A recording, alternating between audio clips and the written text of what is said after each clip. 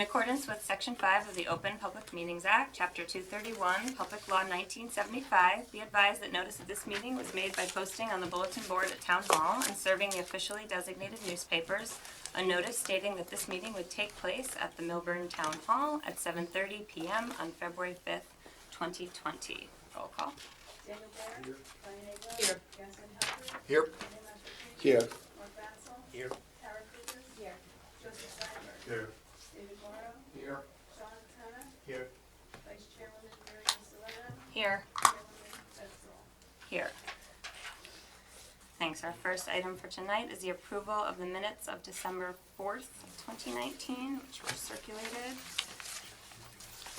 brief as they are. Did anybody have any comments or corrections on the December 4th meeting?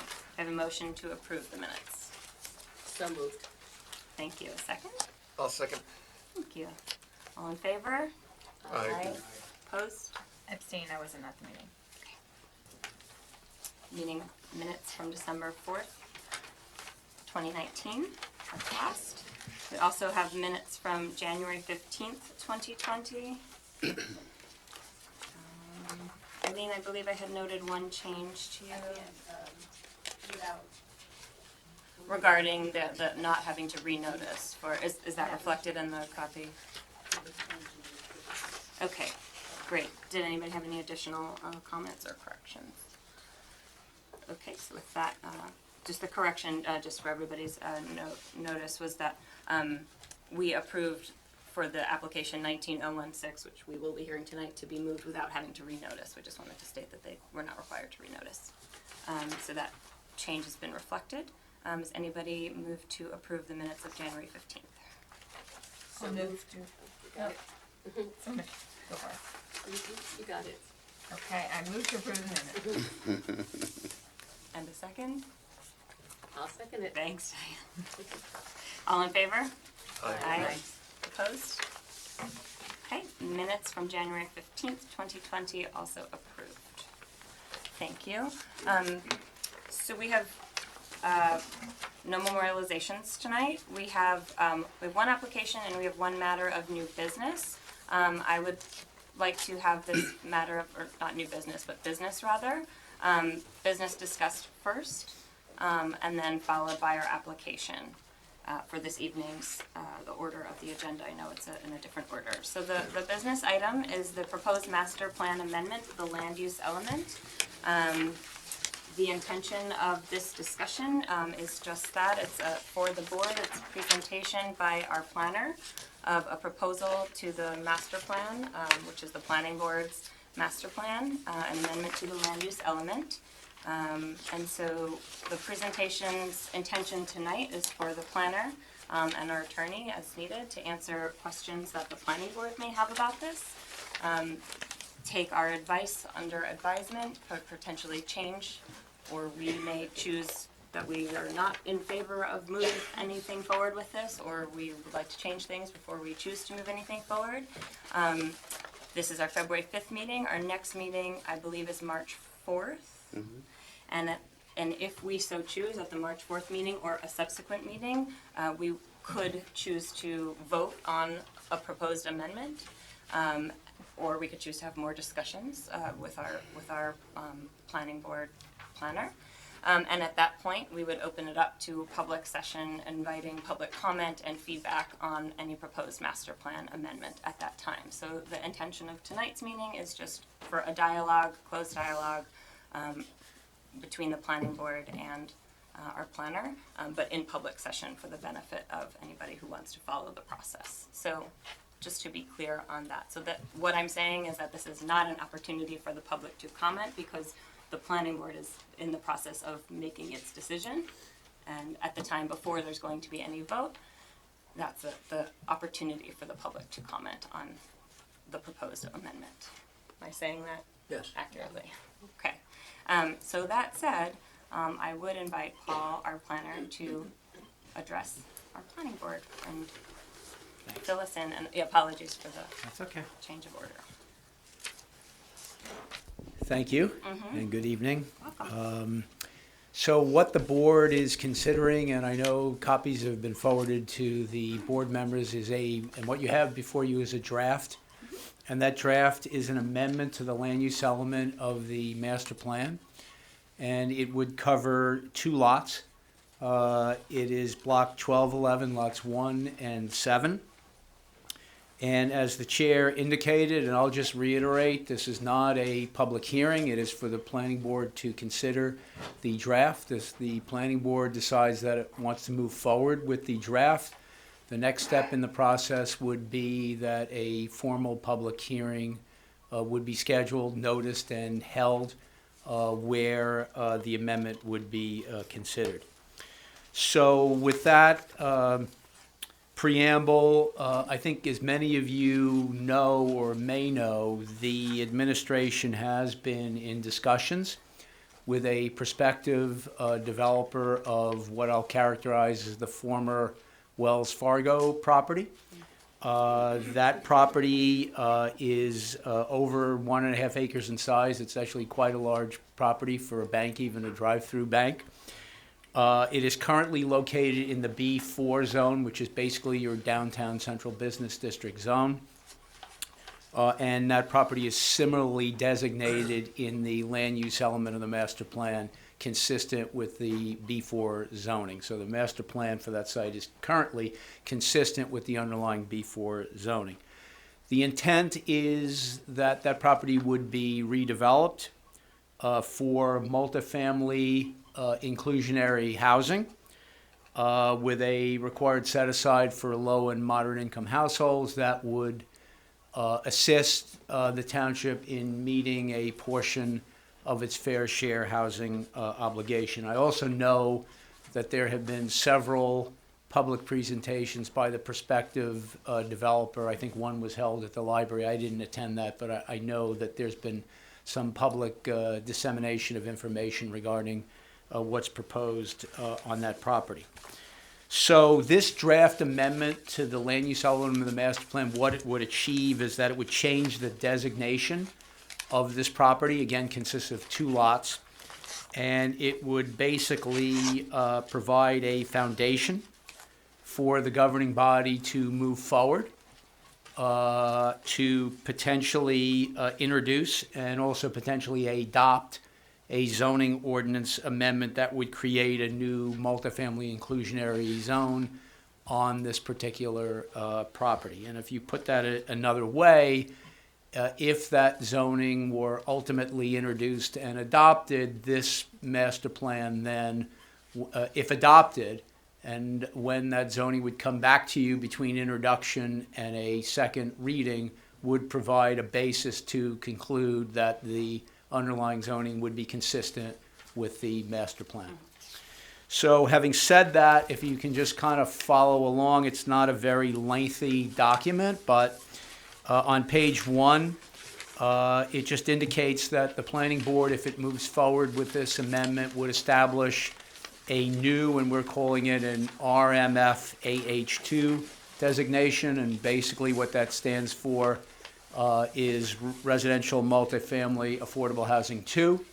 We have an Affordable Housing 1 district already, and the limits, the geographic limits of that district are shown in figure 1 of the document. The 2 lots are shown, they're highlighted, and that's on page 2. Pages 3 and 4 of the document basically discuss the rationale for the master plan amendment, and I think it's worth it to just spend some time on this. We just don't have pages 1 and 2 in front of us for some reason. Those ones, yeah, yeah. This one does, okay. Apologies. That's okay. Got it.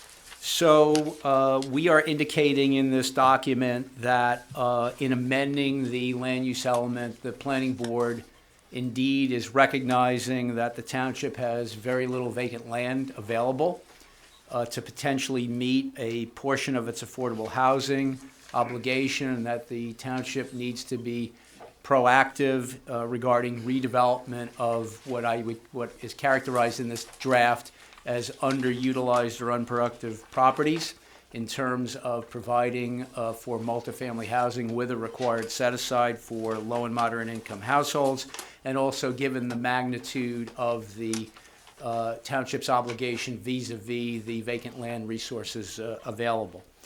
The other key things to consider, which are in this document, is that the two lots are basically located at the extreme westerly end of the existing B4 Central Business District, and they're actually bounded by 3 streets. The property is bounded by Millburn Avenue to the south, Douglas Street to the west, and Essex Street to the north. And I think importantly at this location, if you look at the surrounding land uses, you will find that it's already beginning to transition, even though it's in the B4 district, from primarily a retail commercial district to a district that is starting to change to residential. The properties directly across Millburn Avenue at this location are developed actually residentially, consistent with the underlying zoning, and that's shown in Figure 2, which is a R7 classification. The properties directly across Douglas Street are also zoned and used residentially, consistent with the underlying R6 designation. The properties directly across Essex, which would include the police and fire facilities, they are in a P zone, which is a public zone. These are public facilities. The only other properties that directly abut here would be the properties directly to the east, which are in the B4 district, and those properties are indeed currently used consistent with the B4 zoning. So on only one side you have kind of B4, 2 sides residential, and the other side of public use. So in considering removing this property from the B4 district, of which it's currently a part, we emphasize in this draft document that the properties are somewhat off the beaten path, given that they're on the fringe of the B4 district relative to the heart of the central business district. They're probably nearly a quarter mile from the key intersection of Main Street and Millburn Avenue, and that renders these properties somewhat more challenging to attract retail uses because they're somewhat removed from the heart of the downtown area. This is also exacerbated by the fact that you have a break in the retail street wall as you move further to the west along Millburn Avenue, basically by this building and the parking lots that surround it, break that uniform street wall. And then lastly, as I mentioned, because these are on the fringes of the B4 district and do abut residential on 2 sides, we've indicated in this document that the change in the land use designation, and particularly the removal of the ground floor retail requirement, which exists now in the B4 district, would not otherwise compromise the balance of the B4 district, because this is basically unique in that it is on the fringe and it does abut residential on several sides. So we don't think, 2 other points on this. One is that, as some of you may recall who were involved in the 2018 master plan reexamination, there's actually a recommendation in that document that indicates that the consideration be given to allowing multifamily residential uses on the first floor in locations in the B4 zone that do not detract from the creation of an active streetscape. And again, given its remoteness, the break in the street wall, we think that this master plan amendment and any future rezoning would be consistent with that directive from the master plan. A further point of information on this, I'm not sure from a planning and land use and zoning standpoint that in the end, I'm not sure that you want to encourage or require ground floor retail facing either Douglas Street, where residences are directly across the street, or Essex Street at this location. Again, given the challenges with retailing, particularly those streets, I'm not sure you want to require it. The underlying B4 district actually requires that ground floor retail, notwithstanding the context here.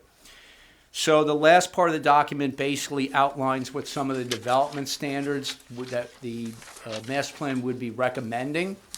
And if you're familiar with that property, it basically has topography that slopes downward from Essex to Millburn Avenue.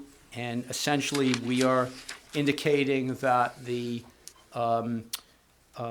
property allow up to 3 stories on Millburn Avenue, which is basically at the lower elevation, 2 stories on Essex. This is kind of consistent with the built character there. Most of the 3-story buildings that exist on Millburn Avenue are located further to the east, but as you recall, we recently adopted a zoning amendment consistent with the master plan to increase the height to 3 stories in this particular zone. So on the Millburn Avenue side, that would certainly be consistent. We're indicating a maximum density of approximately 35 units per acre, a required set-aside consistent with the Mount Laurel mandate. The off-street parking, the nice thing about the site is the off-street parking can be basically accommodated within the building footprint on the lower level to take advantage of the grade change. It would basically slip into the grade with an entrance from Millburn Avenue. So that would be part of any rezoning. We're indicating perhaps relaxation of the RSIS parking requirements given the proximity to the train station.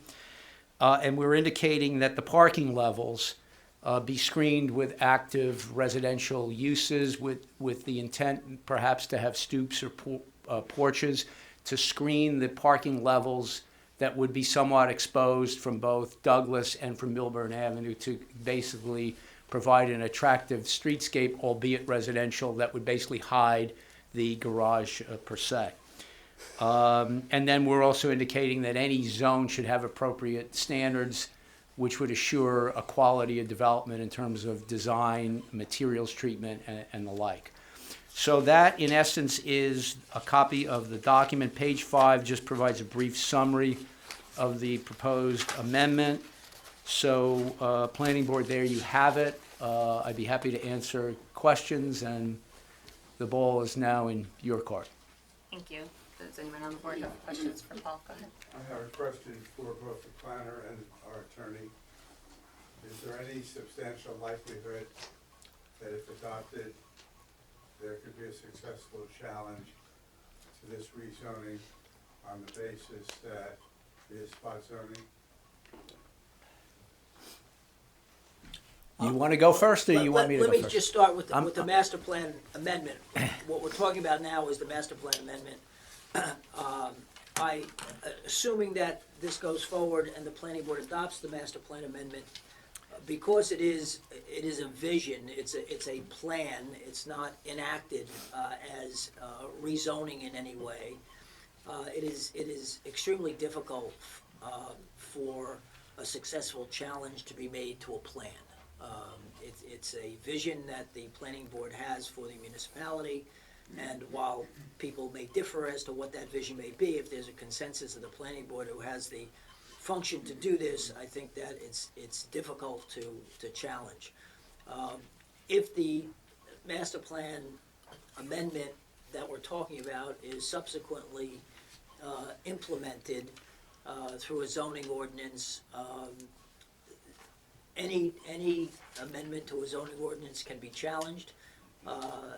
I think that in this case, the planner, and I'll let him expand on this, but I think he's expressed the basis for introducing this different type of residential zone adjacent to existing residential zones as well as adjacent to business zones. And while it refers to a few lots, 2 lots, it is an 1.5 acre piece of property, and I think that the spot zoning issue, if it's not part of an overall plan, is more difficult. Here, I think it is part of a plan, a more general plan. I think the fact that there's an affordable housing component to the proposal, both in this master plan, and hopefully if it is introduced by the council, that they would continue to have the affordable housing component in it. I think those rezonings are viewed differently by the court, rightfully or wrongfully, but they're viewed differently by the court if a significant purpose of that is to satisfy the constitutional obligation that you have to provide affordable housing in an area where we have insufficient vacant land currently to address whatever number you look at of affordable units that has been potentially assigned to Millburn. He sort of covered everything that I would have covered. And Joe, the only other thing, and I, just to emphasize what Ed had said, is that you're a little bit in a vacuum here because you have a master plan amendment, which you as the planning board are considering, and you haven't basically seen the ordinance yet, assuming it ever gets introduced. But I think the critical point along those lines, as Ed mentioned, in my own experience, that many of these, if not most of these inclusionary housing zones are very often tailor-fit to the particulars of the site, and the standards from one site to the other are different. And again, in the spirit of the public interest of meeting the Mount Laurel mandate, I think basically you are in a position to overcome any possible challenge of a legal spot zoning act. And I certainly, as your planner, would be comfortable in defending any action to that effect. Thank you. Thank you. Additional questions? No, I have a comment. Okay, go ahead. Can we do comments? You can do Or comment. to give my opinion on this? You can provide it to the planning Okay. board, that's fine. No, since the moment that we start talking about this development here in this location, I was thinking a lot about downtown, and I don't want to talk about this specific location. I want to talk about downtown because this is part of the downtown. And we always hear, and we always say also that downtown is dying, commerce, retails are dying. And one of the ways that I feel that there are many reasons that happen. One of the reasons is because we don't have enough people living in downtown, so I'm totally in favor to have more people living in downtown. But also, one of the reasons that many downtowns are dying is because people don't walk in downtown. And the way that people need to walk in downtown, I feel, I may be wrong, but if they have something interested to walk along. So if we have commercial space, it's always more interest than to walk along windows of residential spaces. That's one point. In your draft here, you mentioned about the public zoning, the police and fire department, but also you are talking about this building, the municipal building here, and the parking lot. If I remember well, I think the master plan suggests that maybe this building should move somewhere else. I know that this is not a plan to do this year, next year, but when we are talking about urban planning, we are not talking about to solve the problems in 1-2 years. We are talking about solving the problems from now to 20 years. So my point is, what is the vision that we have for this town? If we make the downtown, the commercial spaces smaller and smaller and smaller, I have here, I did homework, and I have here the downtown area. And I paint in red what is commercial space. I paint in gray what is parking. Nobody wants to walk along a parking lot, nobody. In summer, it's too hot because that produces the heat island effect. It's not nice to walk along cars. So that's something that is a problem for our downtown. So many parking lots. So if we take from the pink color here is the potential to be retail because today are like offices, banks. Again, nobody wants to walk along a medical office because it's not very interesting to walk along a medical offices.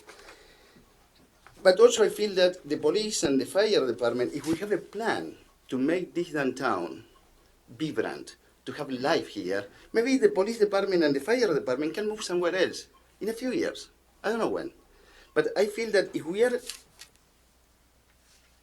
as a planning board, we are talking only about this property without thinking the long plan for future. Maybe we don't see the change. Maybe I will not see this change. But maybe my kids, when they grow up and they still live here, they will have a nicer downtown. So this is my consideration about this. We are talking about this specific area. Everybody's talking about Summit. Why we don't have a downtown like Summit? If you go to Summit, if you walk along Springfield, you see retail. You never see a parking lot. parking lots are behind the retails. And you see people living there. Of course, there are bigger buildings around the Summit downtown. I don't expect here to have an 8-story building. So I'm okay to have more density. I feel that is great. We approved last year, the ordinance was approved about 1 extra story, which I think is a great step towards to have more people here. But I'm not totally sure. I know that this is a transitional area, but if we look at the block, there is retail here, and we are going to have all residential here. So what happened with this retail? We are killing these people because we are bringing, who is going to walk alone here? That's my concern, and I want to bring this here, just a discussion. I'm not saying that I'm against this, I just want to say, what is the vision that we have for our downtown? I think that's a point very well taken. Yeah, I mean, it's a slightly separate discussion, like you're acknowledging, but an important discussion that's, yes, was part of our 2018 master plan re-exam. We that was one of the focal areas. The way the process happens in the town, we made the master plan recommendation township, committee, and then they, as the elected officials in our town, have the ability to say, okay, let's proceed, let's focus, let's adopt some of the suggestions that were there. So I think it's advocacy, just like you're saying, and pointing out, working with the downtown business owners, on advocating and moving forward that vision and making the changes that can allow, the vision that you're talking about to be implemented. I think part of what we're doing tonight is in response to, receiving interest from an owner of a property in our downtown that is mostly a surface parking lot that, may not be attractive to walk by. So we're partially doing that, but I think you're right. The focus tonight is a limited scope compared to what you're challenging No, I us to understand do, that, which I but why we appreciate. have to only talk about what this developer wants to do, when this is not about one development, this is about the whole town. Right. So I don't feel that urban planning has to be based on what the developer wants. It's based on what we, the community, the official wants about the downtown. Sure. So that's Yeah, no, that's my. it's a point well taken. Thank you. Shinak, I know you had a comment or question? Thank you for that great overview of the document, Paul, appreciate it. What I want to understand is are these two lots a part of the overlay district that's being considered for the master plan amendment? Or the mixed-use overlay district, if I remember reading right? I'm not sure which overlay district you are referring to. There was an exercise done to amend the master plan to create overlay districts. In connection with the housing element? Correct. Yeah, no, it's not. So the downtown was not part of that overlay district, which is currently part and parcel of the housing element and fair share plan, which ultimately will be amended once we come to a settlement agreement with Fair Share Housing and the court-appointed master. But a large number, if not most of the other commercially zoned areas within the township were part of the overlay district, but not the downtown. And if we were to contrast this proposed zoning designation with what some of the other lots that are vacant or available or could be available that are considered in the overlay district, how is it different, if at all different, from the proposed density or the height? Well, the density, again, we haven't looked into the particulars of the zoning on those overlay districts. We just indicated in the housing element that we would consider them. And I think, as I recall, we put in a density of 10 units per acre in the overlay district, which is the minimum presumptive density for rental housing consistent with COA rules. But that may all be subject, that density may be subject ultimately with the negotiations that transpire, again, with Fair Share Housing Center. That density could potentially go up as part of a settlement agreement with Fair Share Housing. So that's all going to be worked out as we go through the negotiations with Fair Share Housing and the court-appointed master. And so you said 35 units was, you made some reference to some, for the density here, Yeah. 25 units, you made some reference to some precedents or some something, you explained the number 25, Right. I follow that. So what is the explanation of why 25 units per acre? Because basically, based on the concept that we've seen that have been prepared by the prospective redeveloper, and given the constraints that we talked about in terms of height along the streets, and in order to basically provide parking and adequate setbacks and so forth, that's roughly the density that will come back and fit that box, if you will. So the 35 acres was based on a concept plan that was prepared by the prospective redeveloper and shared with the township and its professionals. Okay, And fits that 3-story maximum height on Millburn Ave. that's on the R7 on the other side? It's R7 directly across and R6 across Douglas, yes. And both of those are maximum of 40 feet as is being proposed here? Well, those are in the residential zone. Right. And I think that those are a lesser height than, I'm not quite sure if they go to, does anyone have their zoning in front of them? Is it 32 feet? Yeah, I knew it was less than 40. I was just, the reason I'm bringing it up, I thought it was 32 feet is to achieve consistency, would we rather do 32 feet? I don't think so, and I'll tell you why. The township recently increased the height in the B4. Right now, you could do 40 feet right now on that site. You just can't do the same type of development. You can't do residential on the ground floor as it's being proposed here, but you can do 40 feet. And I think the other issue with regard to, in my opinion, that 40 feet not being overwhelming there is that although it's surrounded residential, it's across the street on both sides, so that there's, in my opinion, there's adequate light, air, and open space for the site to accommodate that height, whether it be commercial or residential. Are you done? I'm sorry. I am. Okay. So if I remember, we're talking about 3 residential units on the first floor.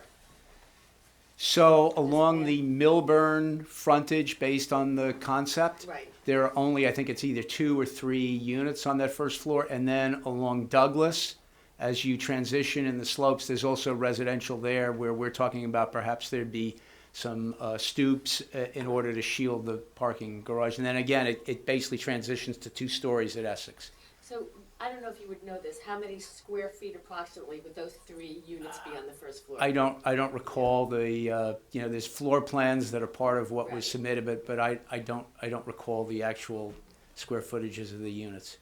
I mean, I hear Jorge's concerns, but I also hear the concerns of having, the potential of having empty, vacant property for untold years. I mean, the new building they built next to the post office was vacant, I think, almost 2 or 3 years before they were able to rent it out. So as far as getting the vibrancy and getting a cleaner look, right now you have this empty building with a big empty parking lot, so it's not adding anything to the downtown. So I think that was also a lot of in the consideration. Yeah, I think that, putting Millburn Avenue aside, because that's really, in my opinion, the one frontage here that could potentially handle retail. Even with the break in the street wall, even with the removed, even with the residential across the street, you could consider that. But I think having retail on Essex is deadly. Right. There's no retail presence, there's no continuity, and retail on Douglas is, in my opinion, is just as bad. And that's why I think you can undertake this land use plan element amendment and any future zoning without compromising the balance of what you want to do in the B4 district. And if I can just add an answer to your question, and I think it's a valid question, and this board knows it's a valid question because we dealt with, as part of the master plan, as Beth indicated, the future for the downtown and a vision for the downtown. For the township to proceed, and that can be done certainly independent of this zoning, in my opinion. And I will also just say, and I agree with you about the parking lots. Long ago, we looked at those parking lots as part of a redevelopment study and concluded that they are just not productive in a downtown context to have surface parking. So we wholeheartedly agree with you, but this potential amendment and subsequent zoning, in my opinion, doesn't compromise the township's ability to do that downtown vision or redevelopment plan in the future. Thank you. Did you recommend, this is RMFAH2, would that specifically exclude retail, or would it? It would exclude retail. Okay, so Yeah, I don't know, is there a reason for doing that versus, allowing first floor retail, should the design, there is a certain design to which, we are trying to conform and shape this to be, So, reasonable. I think that certainly, as I mentioned on the Douglas and Essex, it's just my opinion that you would not want to encourage retail. And I'm not sure in the context of this overall site that providing a minimal amount of retail on Millburn is really going to gain much. I think it's going to be challenging to have retail there. Right. And again, because it's on the fringe, I don't see any compromising of the zoning and master plan if the site goes all residential. And again, understanding that we have a very significant obligation, and I hate to say it, but every residential unit counts. And I think personally that this site can basically take the residential without having to preserve the retail on the ground floor. Oh, yeah, I'm not saying to Yeah. say it's required, I'm saying to leave it to could it be permissible? Right. You can do anything you want. The Yeah. governing body ultimately with the zoning will do whatever it Okay. wants. I'm just saying that This I would think be the this recommendation. works, but ultimately that will be someone else's decision. Understood, okay. Thanks. You had another I question? have a follow-up here. Okay. Since this is a vision plan, as you explained, why exclude lots 2 to 6? Why not include them? Here's the problem. The problem with those lots is that they're not controlled by either the current landowner of Wells Fargo or the prospective purchaser. The prospective purchaser developer has expressed an intent to do affordable housing, strictly multifamily housing with no retail. That developer doesn't control these other lots, which are currently zoned for commercial. I think to go into those property owners and attempt to impose a new zoning that may be against basically their intent to keep it, for example, in retail use, would not be essentially the way to go. However, that would not preclude, as part of a greater, larger downtown vision rezoning redevelopment plan, if it was decided that additional housing, whether with ground floor retail or not, made sense on those lots as you move further, and other properties as you move further east, that would not preclude you from doing some kind of overlay zoning that would allow that residential. But again, the developer who has advanced this proposal does not control those lots, and no one else has approached the township, at least based on my understanding, to have those lots converted from the current retail to residential. Well, a change in zoning designation doesn't mean somebody has to act on it and have Well, the but- intent to convert. But you don't, in my professional opinion, I would not advocate an action that would render those commercial properties non-conforming in terms of use. If we extended this zoning to those other lots, any of those owners would need a change of use to basically move forward with continuing to use it commercially, and I would I not. thought they would be grandfathered, that's not the case. Well, they would be grandfathered, but if they wanted to make any physical changes to that property and the underlying zoning was residential, they would basically have to go before the zoning board for a use variance, and that's not something I would advocate, but that's certainly something you all can consider, Right, but that's no, just it my would opinion. make it more onerous on those property owners to find tenant, yeah. It could potentially create more challenges. I am one of those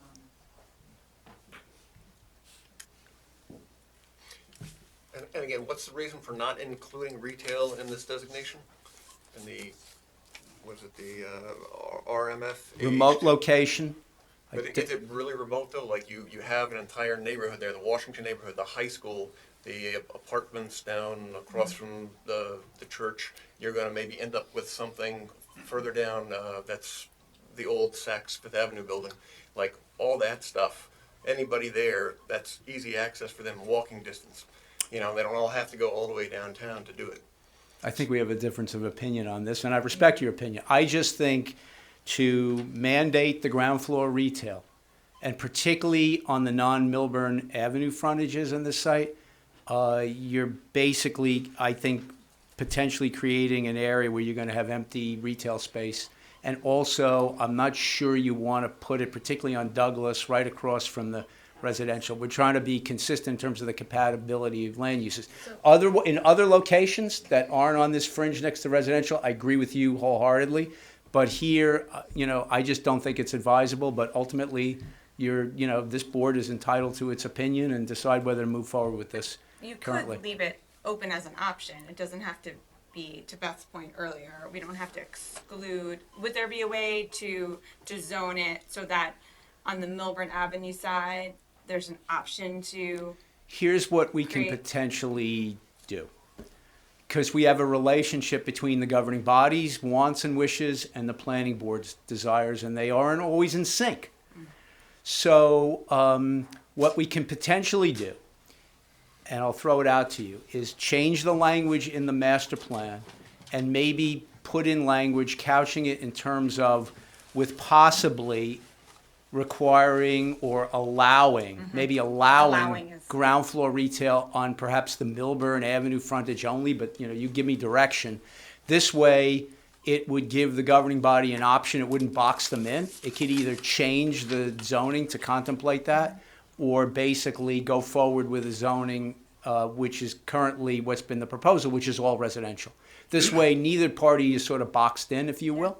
But Essex, you keep mentioning about Essex that is not good for retail. But in Essex, there are a few commercial spaces like the book house. Yeah, not on this end of it. Yeah, but It's not here, it's over here. But there is, again, I'm thinking about once this is approved, it will not change anymore.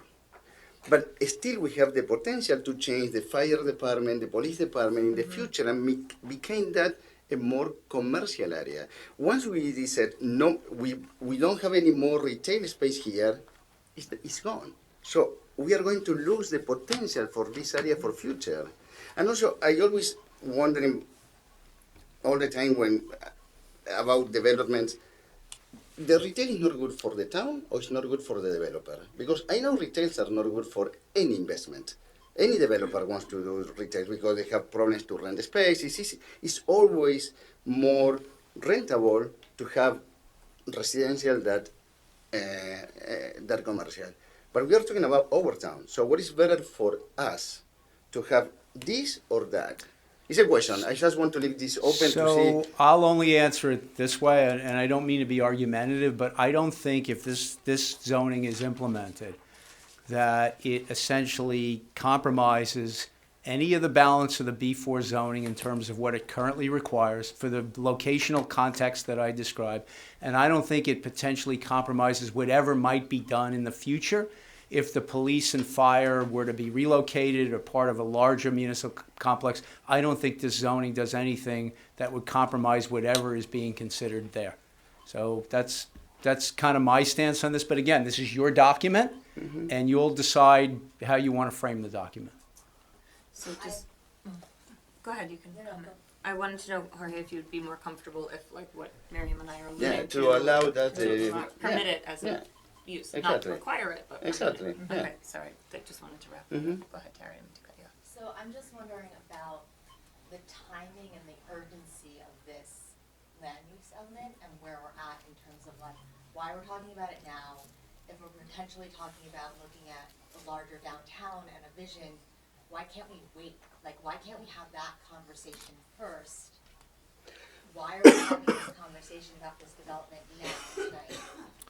And why aren't we looking at a larger plan first to see how it fits into it?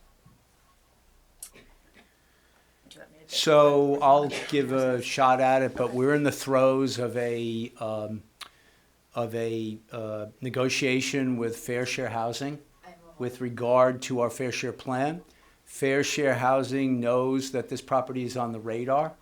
Fair Share Housing knows that we have a obligation prior to the vacant land adjustment over 1,000 units.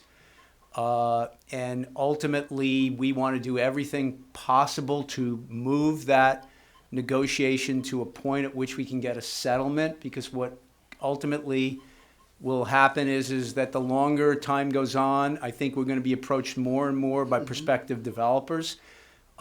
Since this is on the radar, I think it's going to be hard to keep this site out as providing some amount of affordable housing as part of an inclusionary development.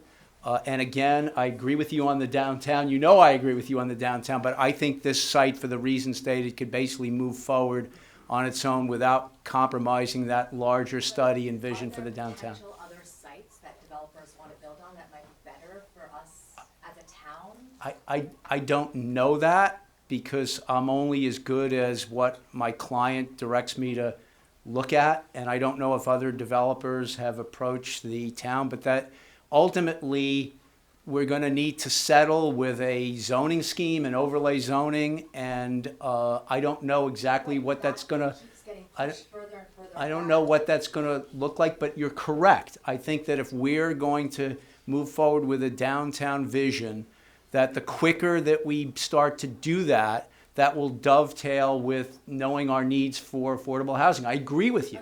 Agreed. But- So but- I just but- kind of agree that maybe with Jorge, that like, I'm just not sure that this is where we should start. So the risk inherently is that there's a developer, like Paul started the presentation, who has come to the township committee, who has been working, who is interested, who is actively, you know, I would say cooperating with the township at this point, but should, you know, we, in their eyes, drag our feet, they could force the issue, I guess, is the concern. But And is- right now, we have immunity as a town, and we're trying to So I like, don't think that's accurate. I don't know. Do we have immunity? we do. Yes, we do have- It we- is accurate. We do have immunity, but I think the way that our planner has expressed it is accurate. Unfortunately, and to some extent, to Jorge's comments, unfortunately, when we're in the throes of this affordable housing world, whether we were brought in or we started it ourselves, and we were in both of those situations, the emphasis is not necessarily on overall planning goals. In fact, many of the issues that you deal with when you raise legitimate planning issues in dealing with these affordable housing cases are ignored. And, you know, Paul, as a professional planner, I'm sure is appalled by it. I, as an attorney in the field, am appalled by it. But courts are not the place to accomplish overall comprehensive planning. Courts are the place to deal with distinct and discrete issues, and the issue is, how's Millburn going to satisfy its constitutional obligation? So while the land use law establishes a landscape that is deliberate, that's thoughtful, that's considerate of planning principles, the courts are much less inclined to have any of those things detract, deter, or retard the ability of the municipality to deal with its affordable housing obligation. And I think, as the planner has emphasized, when a property owner in a vacant land poor municipality such as Millburn comes in and says, I can assist in redeveloping a site that's here for affordable housing or with an affordable housing component, we, and when I say we, it's not necessarily the planning board, but it's the municipality in general, have to deal with it. And I think that this may not be the first one we're going to see. This may be one of several. And the questions that you're posing of looking at a much broader plan are absolutely legitimate, as Paul has said. And that should not be stopped. But we can't stop these individual processes in favor of looking at the broader picture. We have to move on these effectively in tandem. So when one comes up, we have to deal with it as we're dealing with this. But I And guess if Mary's another one comes question up, is another one comes why? up. Well, I what? could think of Well, other, we because have if we- municipal land, right? So I'm sorry. we have municipal land. So what if we decided as a town to build there and start building there on some of our municipal lots or municipal land with affordable housing? So you go to the courts and you say, we're building affordable housing and we're starting to meet our need. Well, I think. It's just so I much think- more we could be talking about as a town that's not driven by the developers. We are at a point right now where everything is being driven by these developers. Why aren't we driving this process? Well, certainly the municipality has the ability to propose satisfying its obligation through the development of 100% affordable projects. The challenge to that, of course, is how you're gonna pay for it. And the cost of these projects are significant. You know, and Paul can talk to it as well as I. We had a 56 unit project in Morris Plains that was somewhere around $6 million. We have an affordable housing, Bergen County Housing Authority project in Upper Saddle River of approximately 70 units, and the budget on that is about $22 million for 70 units. So certainly providing 100% affordable projects are a clear mechanism to satisfy your obligation.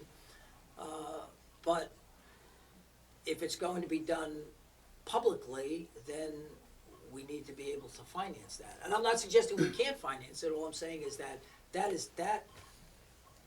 aspect of it is the more challenging one than it is to just say we have municipal land, let's build a project. But we're not even having, I'm just saying, I'm offering up, like, why aren't we talking about this as a town? All the other options, instead of just looking at this one development coming in from the developers, you know, I understand, and I believe, I don't know, I was just at one public session, I don't know if there were multiple, and I missed multiple ones, I went to one at the library, but I just don't understand why we're letting the developers drive this conversation and we're not having it, I mean, as a larger community, as a planning board, about all the different options and how we can address our unmet need,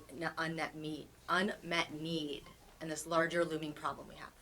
So no, my point is why we are talking about affordable housing now when actually my only point was retail components on the ground floor. I'm not against the I'm not against affordable housing. I'm not against the density.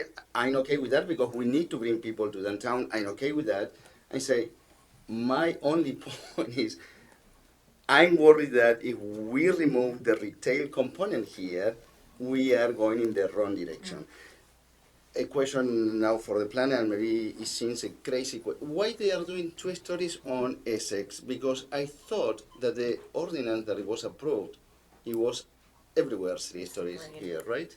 Because of the change in the topography. If you did 3 stories there and want to use the underground garage work with the topography, you would then have as many as 4 stories along the Millburn Avenue frontage. And one of your compatriot planning board members expressed concern about 3 stories at that location. I see. And you got residential literally across the So street. the difference level, what is the Millburn is lower than Essex? Correct. Oh, yeah. I see. So you can get 3 on Millburn and 2 on Essex and basically use that slope to basically provide the parking below the building.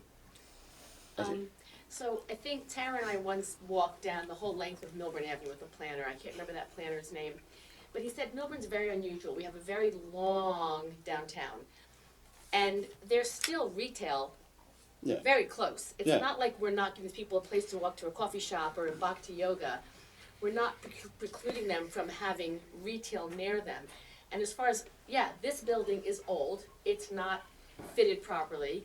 The police station, we're putting more and more money into it. Those buildings do have to be looked at. But right now, we need a starting point for affordable housing.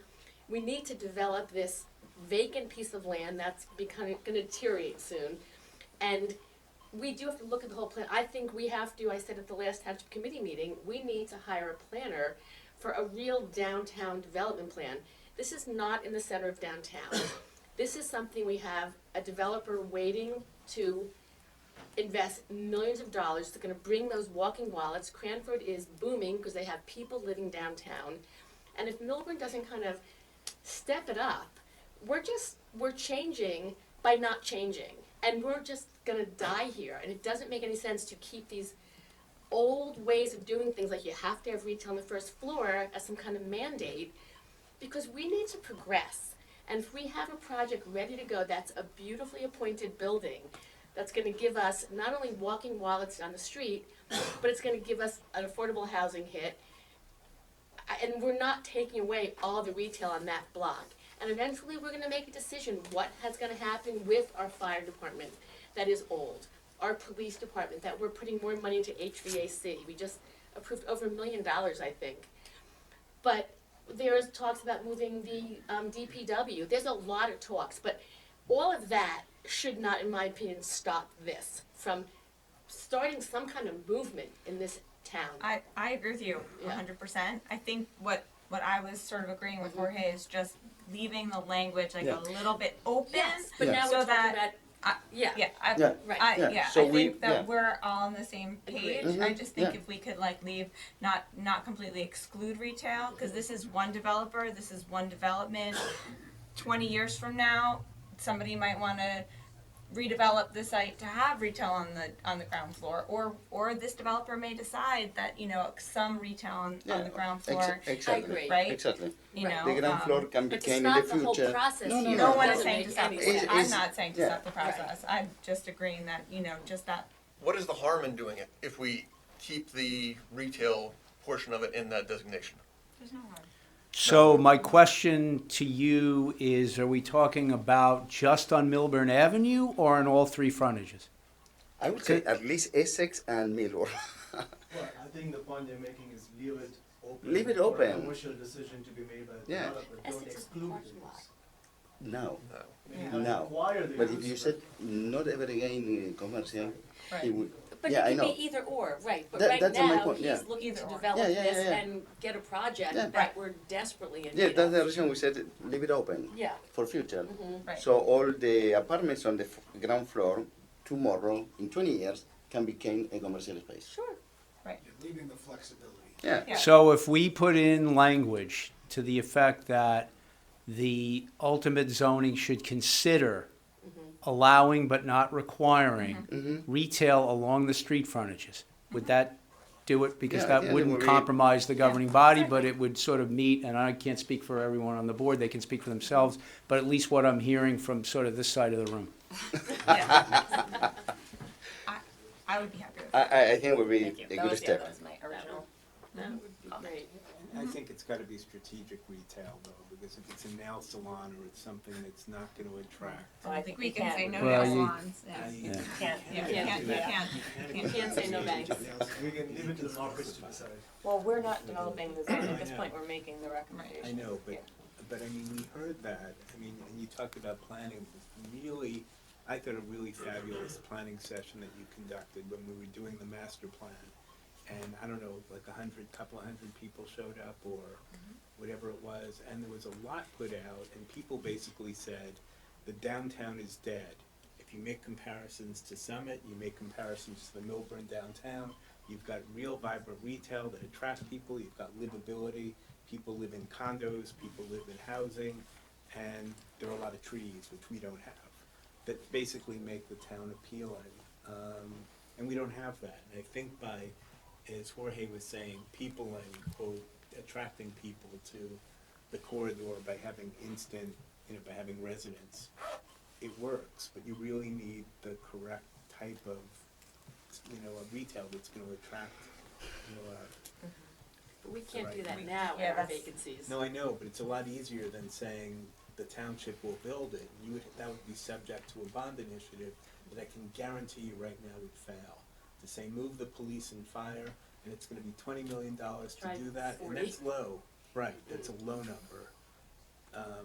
It would fail miserably. Okay. And, yeah, so I think that we should look at, But would you be comfortable with what Beth So and yeah, Marion so said? back to let's Yeah. focus. Yeah, point taken. The concept of a downtown vision or plan is something that is appropriate. in our opinion, as the planning board. That said, what we have in front of us for this discussion for tonight, before we move on to our application, is to discuss amongst ourselves whether we think, so Tara brought up a good question, is this right or wrong? I don't know if you felt the subsequent discussion answered your concern or Well, it was question. just more of a larger conversation that I'm really excited to have as we move forward Right. through the next 5 years.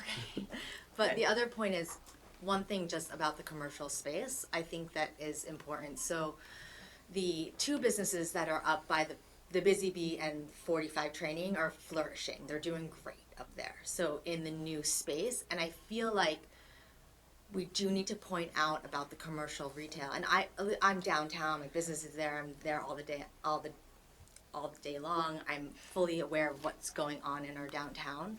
But when you build new retail space and kind of can like attract our type of retail, is many of the buildings are old and many of them are very small. I mean, some of them are bigger, some of them are small. I just feel like that conversation is not so clear, it's not so black and white, like that we can't have retail there at all. Because when you have different spaces that are built out and you invite, we have nobody inviting businesses into our town. That's one of the things that makes Cranford really successful. The owner of the 45 studio, the fitness, she has a business in Cranford, and she's saying that this is also kind of an aside, but important, that like their DMDA, part of their executive director's role was to invite businesses. No one's recruiting businesses to our town. So yes, we can say retail's dead and retail's hurting, but that's not entirely true, because it's not entirely true in other towns. So I'm not so sure that I'm totally fully comfortable cutting off the commercial retail in the Wells Fargo building or the proposed development. And I think also the other question is, okay, we do it here, where else do we do it? Like, are we gonna change the commons one day into all residential if they wanna do that? Annie says, can that become all residential? Like, what are the parameters? We start changing this, what else happens? Where else are we gonna in go? the overlay zone, so That that is- already can Right. be residential, yeah. Right. Okay, so that can be fully residential. With retail. Our fair share housing plan hasn't gotten accepted yet, but. But if it does, yeah. So I'm just kind of asking these questions on how far are we gonna take this? How small can we shrink the downtown that we're comfortable with having commercial? I think it's just a question that I'd That's a like to great question. raise. I think that's why we discussed the not precluding retail as a Right, way but for us to- but we're going to impact in this, once we allow it for this building, we know this developer is gonna build it with the residential on the bottom floor, right? if we go forward with the plan. If we go forward with the as it is, plan, yeah. that's what he's gonna do. So it's like, how's that gonna impact the town? That's it. Joe, you have a comment? I'm pretty impressed with Paul's comment that, that commercial facing the houses on Douglas is a bad idea. So although I think the flexibility of permitting but not requiring commercial is not a bad idea, I would be opposed to it on facing Douglas. Which is currently what it is zoned for. Right, it's currently, they face the Wells Fargo building. Wells Fargo is, not really commercial, in the sense that, there's no, yeah, it's not retail. Thank you. Other comments, questions on this topic? Yeah. Okay, Dan. Paul, on page 4, you make the recommendation that vehicle entry should be off Millburn Avenue. And I just remember going to the public meetings, there was a lot of concern about access and egress off of Millburn Avenue, being the main vein through the downtown. And already with respect to the constrictions that occur. And I do remember that the developer said that he was gonna go back and potentially look at an option to Millburn Avenue and leave around the Douglas rest. I don't know what happened to that because I went to one of the later meetings. So I'm just a little concerned at this point in time by this language designating Millburn Avenue as the point of access and egress without the knowledge and knowing where the developer was going after they had received a lot of these comments. So I'm not sure if we should just, if there was a way to leave it more open and say that you know, based on subsequent reviews, subsequent analyses, or whatever, and not necessarily designate it and be so strict that Millburn Avenue has to be that single point of access and egress. I'm not sure what the answer is. I'm not sure if Douglas allows for it. Yeah. There's sight lines. The sight lines aren't Yeah. great on Douglas, and I'm not sure if Essex is great either, but that would really be up to the developer to determine with some level of expertise, hiring a traffic engineer. So, a couple of things. We could take out that language, that specificity. I don't think it compromises the policy directive of the I don't master think it plan does amendment. either. Yeah. I was not at the meeting where the developer was asked to consider alternatives, nor have though any of those been shared with me. Again, the plan that I'm familiar with basically had the access from Millburn Avenue in order to accommodate the garage level, which works with the topography. Yeah. I don't, you can't do that from sort of Essex without sort of increasing the height there, and I don't know whether you could do it from Douglas, but I think we can take out the language. I don't think it compromises this as a master plan policy direct. We can be as precise or as generic as we want in this document. I think the developer will prove that out once they go through further, you know, evaluations with their traffic engineers, and it'll end up in the right place, as opposed to designating it as part of the master plan amendment. So if you feel that that's the way to go, I agree with you. I don't think it compromises the document from a policy directive standpoint. Thank you. I would agree with that as well. I think my recollection was the developer was open to considering other options. He was just placing it there because of his existing condition on Millburn Avenue. Okay, that may well be. Yeah. Great. Thank you. Any further questions? Great. So hearing none, I think what I propose is, Paul, you have heard our a few concerns and tweaks to this proposed amendment. So we would ask you to make those revisions and then provide it to us. Now, for you to prepare notice, when do you need the draft version on there? The March agenda. It would have to be 10 days prior to the meeting. And we would make the plan available in person. Can we also do it on the website? Yeah, Just to once convenience the, everybody? once the advertisement is in, we can Yeah. make it available. I would like to do that, just so that people don't have to walk in. Okay, does that? So just so that I'm clear, I don't want there to be any misunderstanding about what the directive is. There are Please. going to be two changes. One is the change that Dan just mentioned. We're going to take out the specificity regarding where the vehicle entry is. And the other change is going to be some language to the effect that consideration should be given to permitting but not requiring retail along some or all of the street frontages? Is that where we're at? I would like to Essex delete. and Millburn. I know, but I need a consensus, Joe. Convince anybody. Yeah. Well, you convinced me, I convinced you. you convinced me. I mean, I would be satisfied with Millburn and Yeah, Essex. yeah, that's, yeah, no, Millburn and Leaving Essex. Millburn out of it.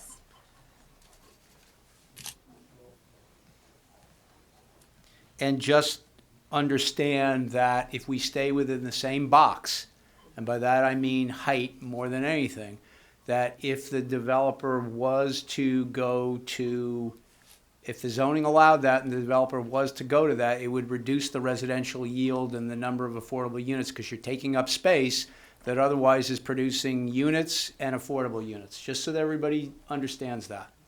That's what you'd be advocating with this alternative that would not be required but would be potentially permitted. Ultimately, the governing body is going to decide what should or shouldn't be in that ordinance, and I think this language gives flexibility to the governing body. We I good? think also Good. phrasing it as approximately 35 units. Yeah. Gives flexibility. Thank you. Okay, thank you. Appreciate it. Madam Chair, Yes. I'm going to recuse on the application, as you know. So I'll leave. Thank you, Joe. Thank you to Paul. I gotta talk to you tomorrow. We're going to move on to application 19016, 40 East Willow. Thank you for your patience. Certainly. Good evening, Madam Chair. Michael Kaplonsky for the applicant 40 East Willow LLC. Returning from the prior meeting on January 15th. Application concerns block 1004, lot number 5, which lies within the CMO zone. The proposed project is consistent with the requirements of the CMO zone and also with the applicable elements of the master plan. It's a conforming use, conforming lot area, no D variances are sought. We're here tonight seeking preliminary and final site plan, 3 C variances, 2 design waivers, which you'll hear testimony about from our experts. Based upon the discussion and debate at our last appearance, we have subsequently provided an environmental impact statement in accordance with the... Can I apologize for interrupting you? Please. As you know, there are some new members of our board, and for example, I myself was not at the meeting when you presented in November of 2019. Yes, ma'am. So for the sake of, and I think we had a dialogue about this, for the sake of having a complete testimony, Absolutely. we're going to ask So you to walk the- through it. So we- you're the- referencing an earlier date, which is great. Please do go through the steps Okay. of walking everybody through it for the so sake of hearing. I believe we concluded at that appearance that our application was not complete because the board elected not to waive the EIS requirement. So the presentation tonight will be de novo from the beginning. Thank you. I'm simply, for the folks who were here, who probably recall the discussion about the EIS waiver, we subsequently submitted it. I didn't see any comments, so I will assume that you all received it, reviewed it, and found it acceptable. Also, there was some in the somewhat tangential discussions that resulted from that waiver application. There was a lot of discussion about lighting. We've revised the lighting plan to address a lot of the concerns that were raised by Mr. Master Pietro. Also, the subject of native species of plants in the landscape plan was also, based upon comments from the board members who were present at that meeting, was also revised. All of that has been submitted through Ms. Davitt. One variance that was sought in the original application, which has been removed from the now revised material that's been submitted to you, was the waiver of a loading zone. We've been able to revise the plan. Mr. Lanzafama will give you more detail and illustration on the subject, but that has been eliminated. So the C variances we would be seeking then will be 607.2 L, minimum parking requirement for medical use, 606.9 F, which addresses parking under the building and also screening of parking under the structure, and then design waivers for lighting and for the driveways, which remain the same as they were last time. And again, for the board members who were here, there was some discussion about the configuration of the driveways on the property, so you'll hear all of that tonight from our professionals. I believe Mr. Wheel will speak first.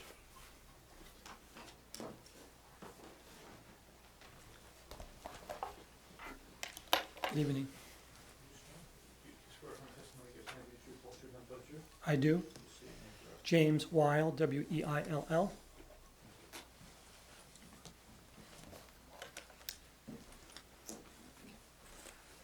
Good evening. First thing I like to do is just do a little description of the building. Sorry, which is- Mr. Watt, are you being, we haven't, are you being, We need to providing testimony as an qualify. architect, as a planner? I Both. apologize. Both. Okay. And can we hear your qualifications? I'm a licensed I don't know if you're gonna walk him through, okay. Sorry for slowing. Mr. Weil knows what to say. Okay. I'm a licensed architect and planner of the state of New Jersey since 1979. I have a Bachelor of Architecture from Miami University in Oxford, Ohio, and a Master's of Architecture and Urban Design from Columbia University in New York. And I've been in practice since 1979. Fantastic. And are your licenses up to date? They are. Fantastic. Okay, so you're gonna be testifying as urban designer, is it architect and planner? Architect and planner, and I'll be testifying on one aspect of the planning issues, and Mr. Lanzafama will also be doing some planning. Okay, so we will accept you as Thank you. architect and planner. Okay, thank you. Okay. To go along with my presentation here, I have a rendering. I don't know if you want to. Yes, we should, if you're gonna use that, we should mark it, and we'll start with new, I don't remember if we marked anything last time, but we'll start new here. This would be Exhibit A, 1. And, Mr. Wild, that's a rendering of, The proposed building. thank you.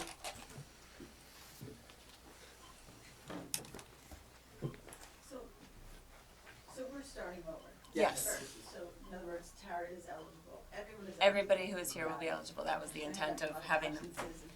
That's exactly what, yeah, that was the, thank you. That works for you? Yes. Okay. Okay, as you can see here, this is the same plan that you should have in your packages and submitted with all the plans. Mr. Wild, if we're gonna use that too, I know that, we always mark it, even though we have it, so why don't we mark that A2? Is that, what sheet is that of your This plans? is a sheet 1 of 1. Fairbrand, James Brown Associates.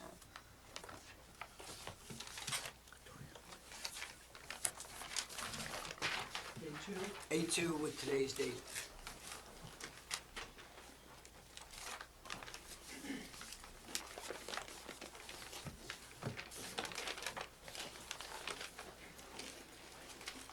All right, what we have proposed here is a building of 7,953 square feet total. It includes a first floor core that has an elevator lobby, mechanical equipment and stair, a small first floor at the back, which is the secondary egress. The second floor, as you can see by this perimeter here, we have our core, the exit there, and then an open floor area. The building is proposed to be an office building, and as you will see from our testimony on the parking, we are calculating the parking based on a medical use. It may not necessarily be a medical use. We have no tenants at this time. We want to have flexibility. So therefore, if in the future we were to get a medical tenant, we would not need to come back to this board. We do have a parking deficit to the net amount that we need, and Mr. Lanzafama will be addressing that. So as designed right now, the building is just one open space. As we don't know who the tenant is, we've designed the mechanical systems so that it's possible that this floor could be divided into 4 possible tenants. So if you have 4 doctor suites, they each have a control of their own mechanical equipment. So basically, an open space right now. Below the main area here is parking. It comes under the building. You will see, there's an entry you'll see when Mike discusses the site plan. You come in along the western side of the property. You can pull in. There's parking to the rear, and the way out is along the eastern side, pulling in underneath.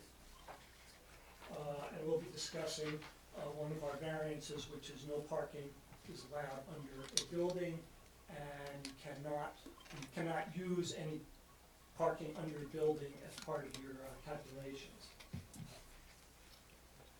The exterior of the building, if you look along, this is the Willow Street elevation here. It's going to be a very attractive building. It has a combination of metal panels and stone.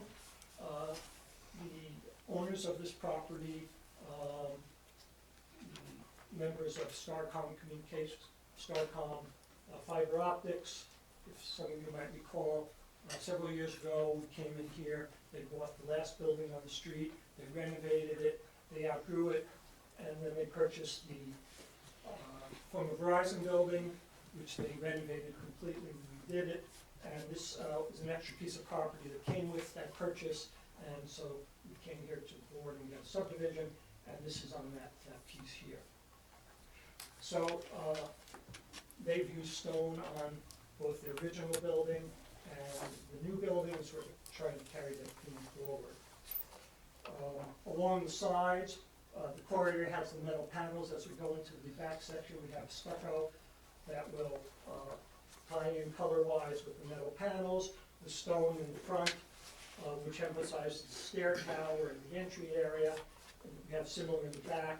We emphasize the stairwell. And then we have a band where the windows are of the same stone, so it ties everything together on all the various sides. And you can see here a rendering which gives a good depiction of what's going on here. I can pass this around. And that's A1, is that correct, That's correct. Mr. Weil? Just to hit a few other points, the building height is 30 feet from average grade, which is the height allowed by the zoning. There is mechanical equipment screening on the top, which you can see is set in the center of the building here.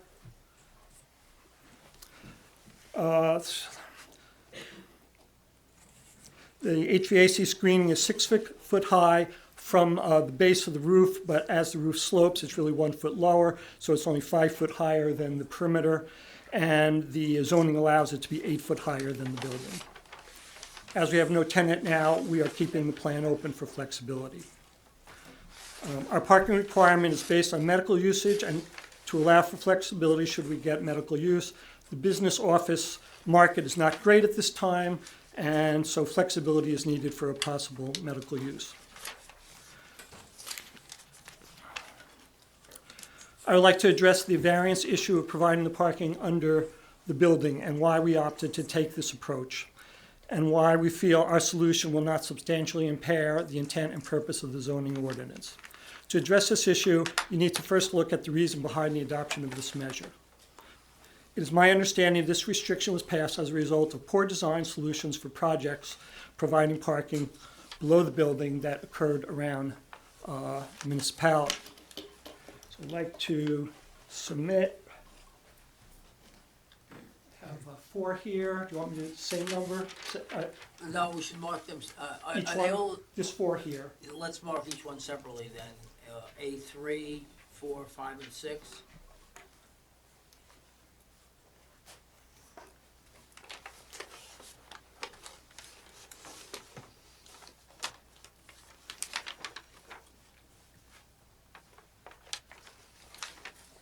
Mr. Weil, if you could describe each one after you've marked them, so we just get it down, and then you can go into detail on each one.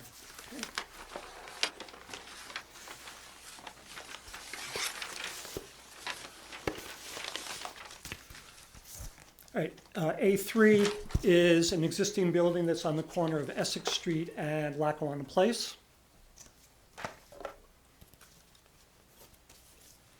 A4 is a building located at 306 Main Street. A5 is building on the corner of Essex and Lackawanna also. It's the same building as previously stated. And A6 is office building on Morris Avenue, right next to the railroad bridge and Benihana. And basically, I just want to pass these around. These are photographs of buildings in town that were under building parking, is directly on and clearly visible from the street, unscreened or poorly screened, and have driveways and entrances going through the building, creating an unsightly look. My goal was to develop a solution that avoids these problems. So I'd just like to pass these around.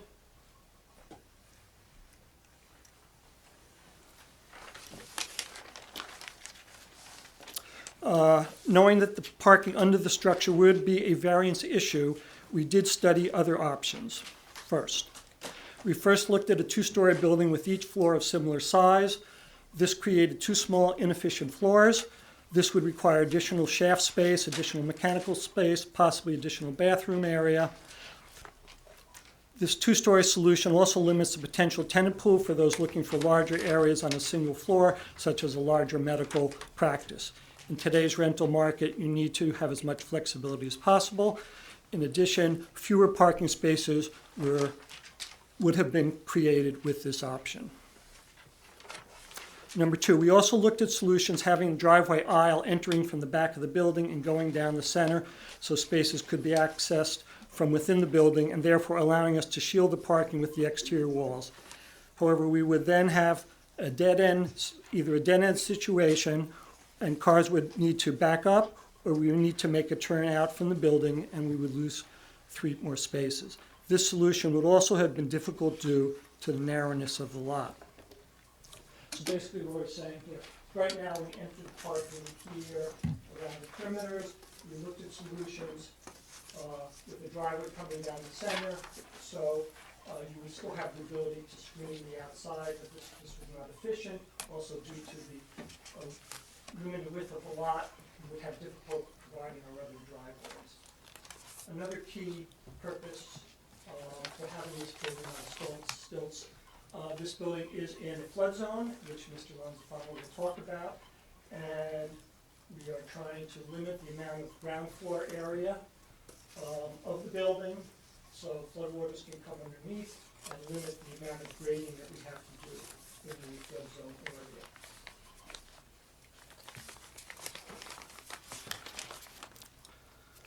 So based on these studies and the fact that we are in a flood zone, we wanted to limit the building coverage. We opted for the solution with parking under the building, access from a perimeter driveway.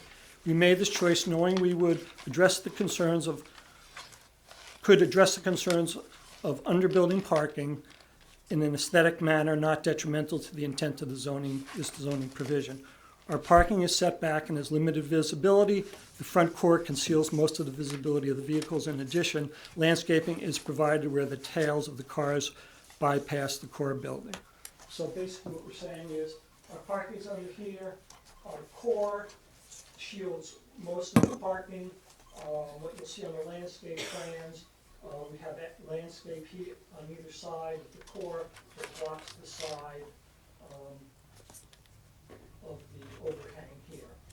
And as I said, our lot's not that thin, so as cars are going down the street, the visibility is very limited to what you see here. And I have two more exhibits I'd like to show here.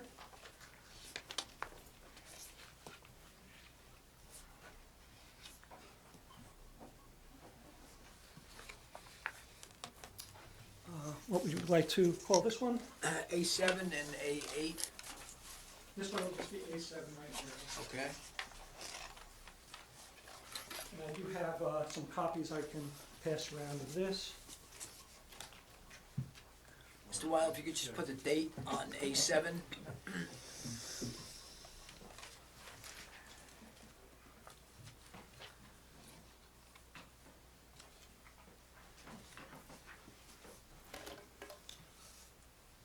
This is a map that was prepared by myself and Harold Shack, my associate, who's sitting over there. We did this on Monday.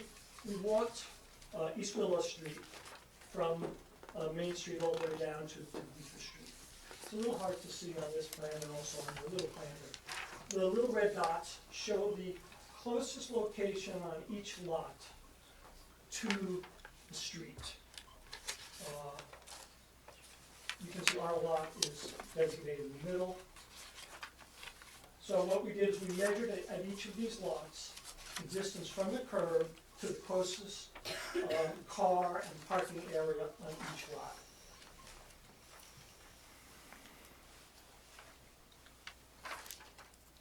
lot. Several buildings that have all of their parking behind the building were excluded, and as I said, our site is shown in the orange.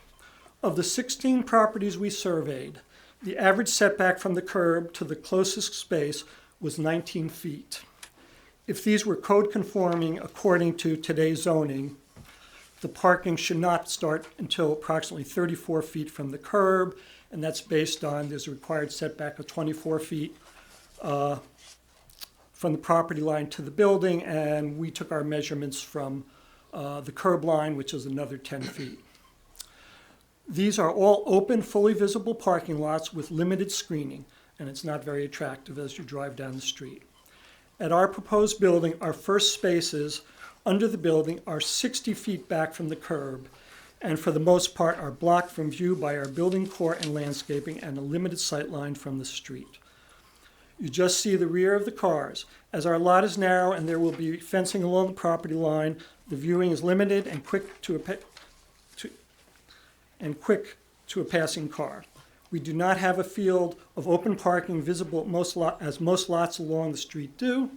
This is a good solution and an upgrade for the CMO district, as this lot has been an open parking lot for years. And then my final exhibit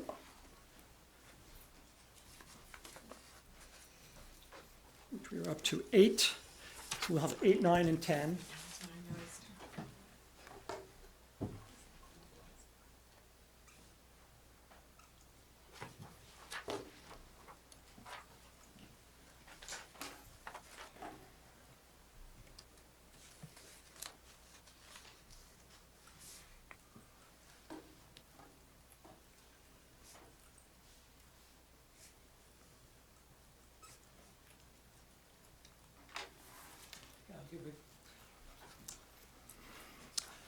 This is building located 12 East Willow Street. It's the medical office, dermatology office that was built, I think, within the last 10 years.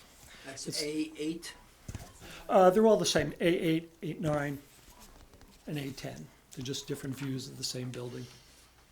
And as you see these coming around, it's a lot similar to ours. It's wider, but has the building in the center of the lot. And you will see the parking on both sides has cars and an aisle that come very close to the street. Just like to pass these around.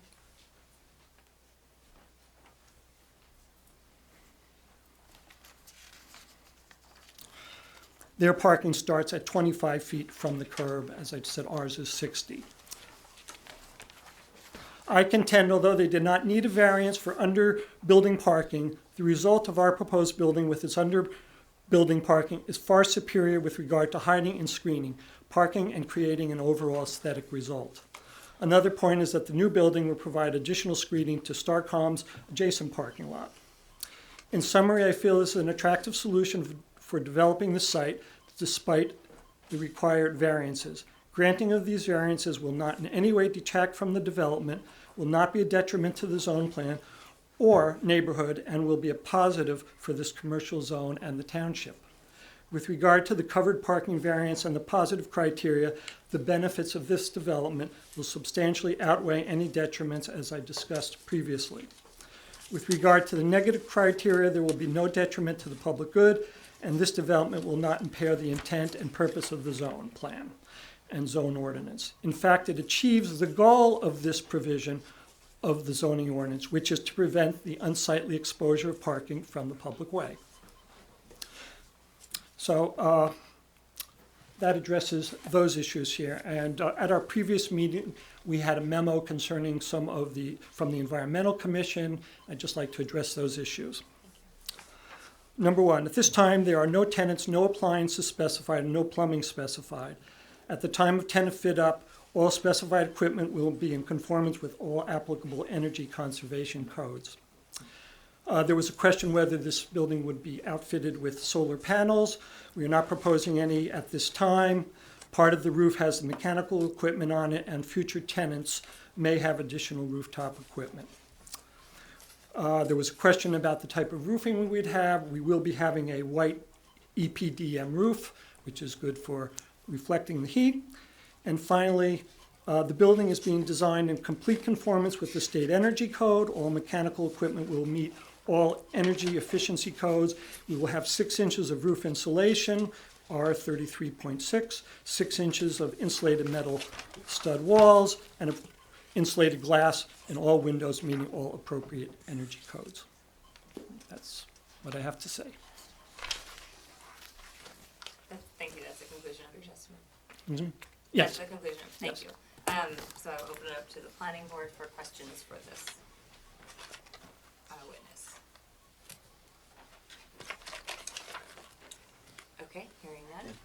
Oh, Questions? well, sorry, we had to do.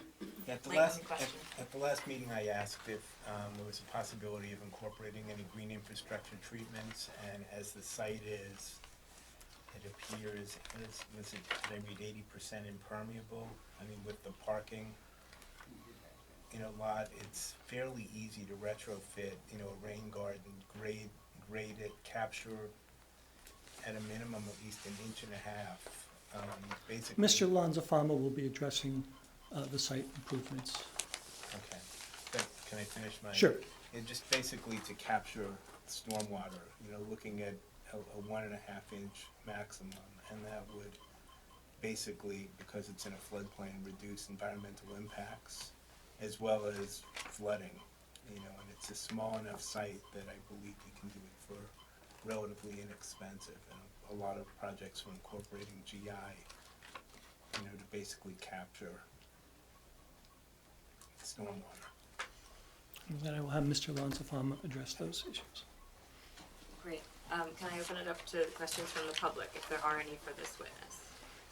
Okay, thank you.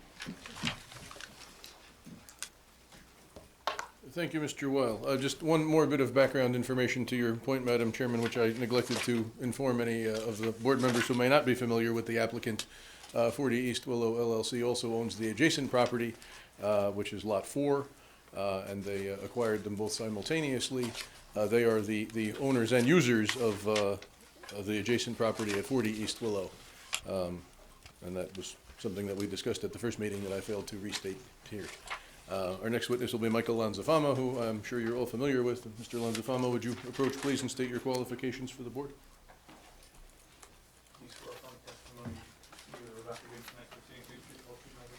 I do. My name is Michael Lanzafama. That's Lanzafama.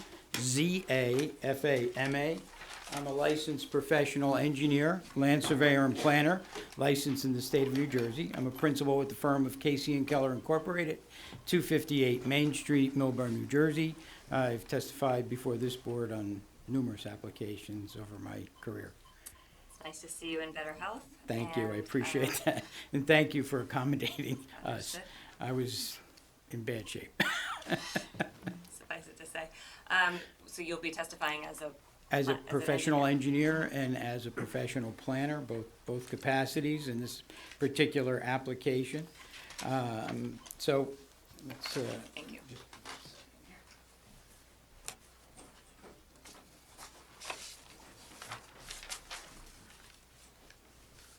What are we up to? A11?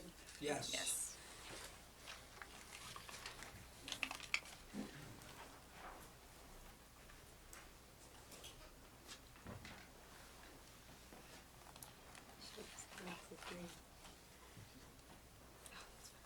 Well, what I've just marked as A11 is a colorized version of the site plan, which should have a revision date of December 5th, 2019. It's sheet number 4 in the set of plans. It's the exact same plan that you have in your set of plans. I've just added some color to help improve the visualization of the application. The property in question, as Mr. Kaplansky pointed out, is 30 East Willow Street, tax lot 5, block 1004. It's a 30,000 square foot lot located in the CM commercial zone. The property is on the southerly side of East Willow Street, approximately 700 feet east of Main Street. The site was subject of a subdivision application at a prior hearing where some of the land from tax lot 4 was transferred to tax lot 5, increasing us from about 23,000 square feet to the 30,000 square feet that's required in this zone to make the lot conforming. The lot frontage of the original lot was 100 feet. We were able to widen it to 111.52 feet. However, we're still deficient in the lot width, whereas the CMO zone requires 150 feet.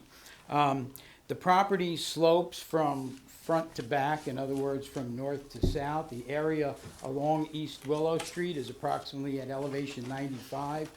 We slope to the back of the property. We're about at elevation 90 at that point. So the site is located within the flood hazard zone of the east branch of the Roe River. The flood hazard elevation, based upon the DEP's criteria of adding a foot to the FEMA elevation, puts us at elevation 94.8, which brings the flood hazard limit line pretty much right up to the back of the lobby area of the proposed development. We have prepared our application to the DEP. We have not yet submitted it pending the outcome of this hearing, but the plans are ready, the reports are done, everything is ready to be submitted. We are in full compliance with the DEP regulations with this particular design. We meet the zero net fill requirement, as well as construction activities in a flood hazard area.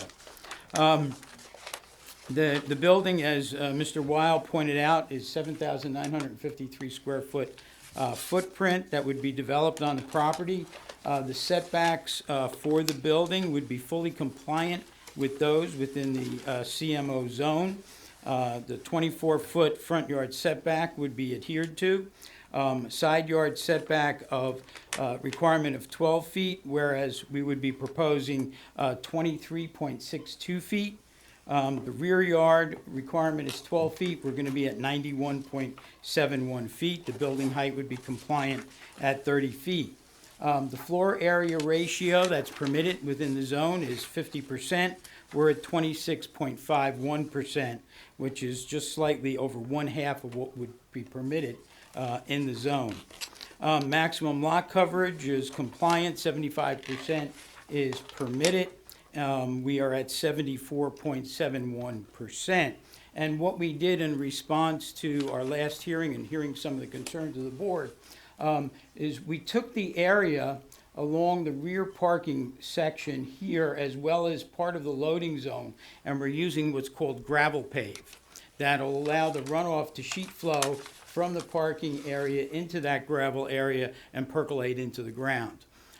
We did some permeability testing out there, and the soils are actually very conducive to this type of design. The property next door to us, which is the Starcom site, has an existing underground detention system that is functioning very, very well, and it's been in place for probably about 15 or 20 years, and it's working very, very well. So we took advantage of the soil conditions here, and we utilized that measure. And however, we still counted these areas as impervious. Under your ordinance, a gravel area would still be considered to be impervious. So even though we're right at the limit of 75% at 74.7%, we still feel that we've made some real improvements in both the existing site condition and the original design. Parking requirement under your code for a medical office use is 1 car per 150 square feet. So based upon the building size, we would be required to have 53 parking spaces. Under this latest design, we have 43 parking spaces. We have 26 that are what we call surface parking spaces that are not nestled under the building. And we have the remainder are tucked in. We have 2 handicap spots located in the northwest corner just behind the main lobby. The main lobby is about 1,200 square feet, so the actual usable area of the upper level is only 6,700 square feet.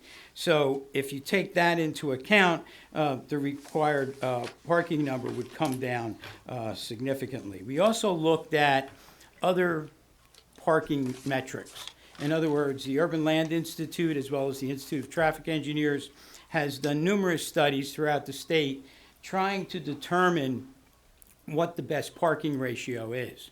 And what we found is that under the Urban Land Institute, they recommend for medical type uses a requirement of 4.5 cars per 1,000 square feet. So if I were to apply that level of 4.5 cars to the building area, the required number of parking spaces would only be 36. Using the same Urban Land Institute requirements for general office would put us down at 32. So we appear to have more than adequate parking for this location, for this type of use, both general office as well as medical office. And one of the other benefits of being located in this area is there is on-street parking permitted on the north side of East Willow Street. So should there be an overflow event, which we don't believe there would be the ability for some additional cars to park in that area. As Jim pointed out, the decision to raise the building and elevate it to allow the parking to come underneath was driven by two factors. One, the floodplain, and the second was the desire to create a single floor of a reasonable amount of office space. Having, a stacked floor plan of only like 3,500 or 4,000 square feet on 2 floors was very inefficient. Between the staircases and the elevators and the mechanical equipment, it just didn't make any sense for us to do. And even with that 2-story layout that we had developed, we still only got about 44 cars on the site. So we still had the same issue with regard to parking. So in my opinion, the issue of the deficiency in the parking, its location under the building, I think in my opinion is a C2 variance. I think Jim pointed out very nicely the aesthetics of the building in his exhibits with regard to the front elevation of the building. And if you look back at, I believe it was A1, his very first exhibit, you look at that front elevation and only a very small portion of the car is exposed. You can see the main lobby really shields the parking from the street. So when you're looking at the building from the street, you only see a small area of the parking projecting. And I guess we'll have to mark this then. I'm jumping to the lighting and landscaping plan, which we'll mark as A12.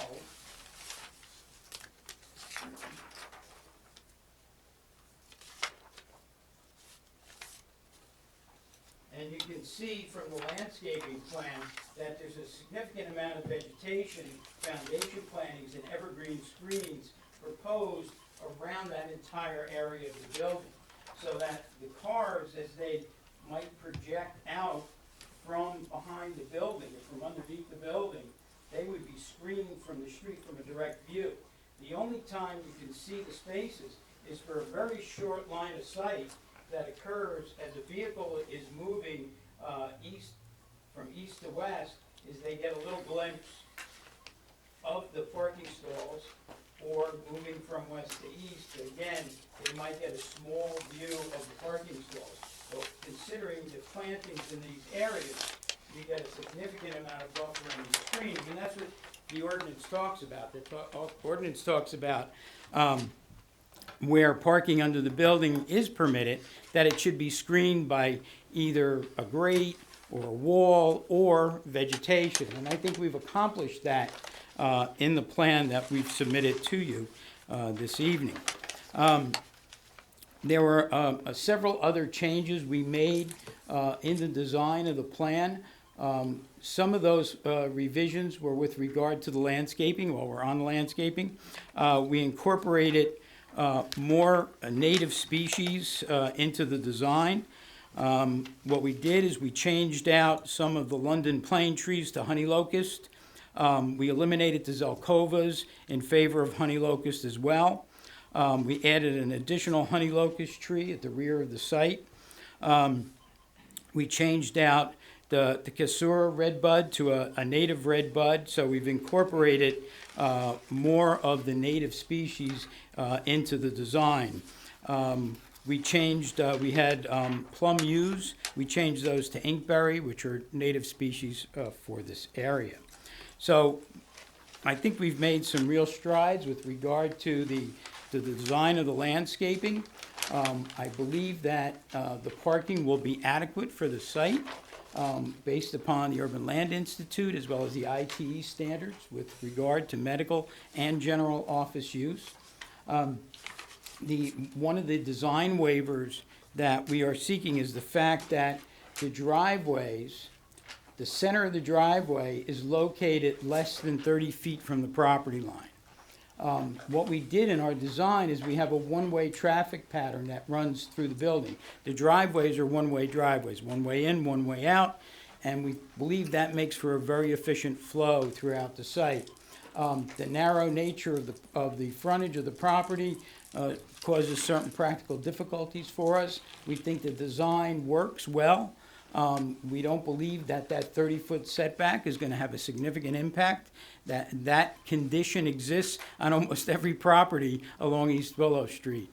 So the only way that we could comply, which is what we did look at, was to create a single driveway that runs down the center of the property, basically. And that's what Jim talked about, is trying to come into the building, the center core, and it just doesn't lay out well, it doesn't work well, and it's a very inefficient way to design the property, and in my opinion, is not going to cause any safety hazards. The other element that requires a design waiver was the lighting. We did make adjustments to the lighting.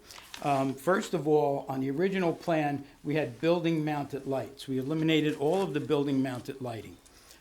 We went to more poles throughout the site, and what we did is we changed all of the LED lights to 3,000 Kelvin. We reduced, I think the original plan was 4,500. And what we did is we reworked it so that the minimum light level that occurs on the site is 0.5 foot candles, which is compliant with the ordinance. The maximum is 3 foot candles, which again is compliant with the ordinance. The average to minimum, which is referred to as the uniformity, is 2.8, where less than 4 is required under the ordinance, so that's now compliant. The maximum to minimum is a ratio of 6 to 1. The ordinance allows for up to 10 to 1. So again, we're compliant there. The only section of the ordinance that we could not comply with was what's referred to as the average. And the average is supposed to occur somewhere between 0.5 and 1 foot candles. And we came up with 1.4. Now, it's almost impossible to meet some of these other aspects, to keep the uniformity down below 4 and still achieve an average of 1. It's not good lighting technique. The IES, some of their criteria are very consistent with what we came up with in our design. So we feel that the design waiver is appropriate. We feel that we've given you a lighting level that is quality. It's not going to be excessive glare. And in this layout, we've also incorporated the lighting under the building. If you recall, the original plan that we had brought in did not account for the lighting under the building to illuminate the vehicles. Well, we did that as well, worked that all into the overall design. So now you're only looking at that one small element that is inconsistent with the plan. We issued a memo on December 9th when we resubmitted to the board, in which we addressed all of the township engineer, Martha Callahan's comments with regard to the project. She points out that we're required to not only get Soil Conservation Service certification, but we're also required to get floodplain approval from the New Jersey DEP. We acknowledge that, and we're prepared, assuming we would get approval tonight, to apply for both of those items. Item 3 in her memorandum, she wanted the stationing shown on the grading plan, indicating where the site sections were taken to determine the net fill calculations. We have now provided that on the drawings, and those were provided. Item number 4, the new curb cuts along the roadway require a permit from the engineering department. We would obtain that permit when it came time to do the construction. The proposed inlet on sheet 5 to be constructed over the existing township storm sewer requires a storm sewer connection permit and inspection from the DPW. We will secure that permit and get any required inspections. She called for the sidewalk thickness to be increased from 4 inches to 5 inches. We've done that on the plans that were resubmitted in December. And then she talks about the lighting levels again, and the lighting plan, in my opinion, has been revised based partly on her comments, partly upon the comments that we received at the last meeting. And the plan includes under the building parking. We feel that, as I said before, the design waiver is appropriate that we're requesting. In addition, we also had received a memorandum from Paul Phillips, your planner. And in Paul's memorandum, he indicates that the purpose of the CMO zone was for commercial medical office space. There's other variety of uses that are permitted. The proposed use as a medical office is permitted. The applicant should indicate whether specific tenants have been identified. As Mr. Weil pointed out, we do not have a specific tenant at this point. He further indicates that we're currently non-compliant with regard to our lot width, which I've already attested to. He also talks about the variance for the parking, which I believe we've provided the appropriate testimony in support of the variance. We've eliminated the variance request for the loading space. We've now provided that space at the rear of the parking lot, so the vehicle would pull in and just park in that area, back up, and then make that navigation out to East Willow again. There were other issues that he raised with regard to repeating some of the same items that Martha brought up with regard to the floodplain, and I believe we've addressed all of those comments. He also raised questions about the lighting plan. We had the same response as we did to Ms. Callahan. In addition, he indicates, and this is something I guess we haven't discussed, is any proposed signage. Without having a tenant, obviously we don't have any plan for a sign at this point. If a sign were to be proposed, once we got a tenant, we would get and secure the necessary approvals. It would be a fully conforming sign.